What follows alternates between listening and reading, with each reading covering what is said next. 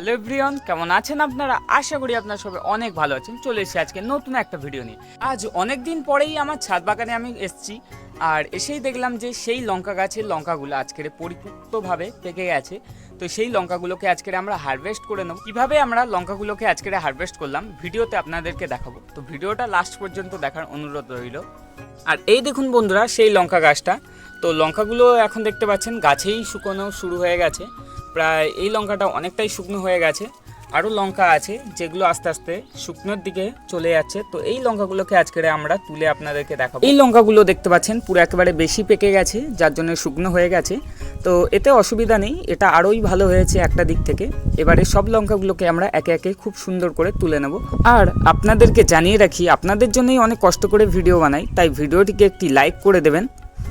Total আমরা এখানে 28টা লঙ্কা পেরেছি, আর প্রতিটা লঙ্কার সাইজ আপনারা দেখতে পাচ্ছেন এক গাঁট করে, প্রায় 1 ইঞ্চির কাছাকাছি আপনারা বলতে পারেন। কিছুক্ষণ আগেই এই লঙ্কাগুলো গাছেই ছিল। এই লঙ্কাগুলো থেকে কিভাবে দানা বার করে চারা গাছে তৈরি করতে হয় তা দেখতে হলে আমাদের ইউটিউব চ্যানেলটিকে এখনই সাবস্ক্রাইব করে রাখুন, ও ভিডিওটা ভালো লাগলে ভিডিওটিকে একটি লাইক করে শেয়ার করে দেবেন। ধন্যবাদ।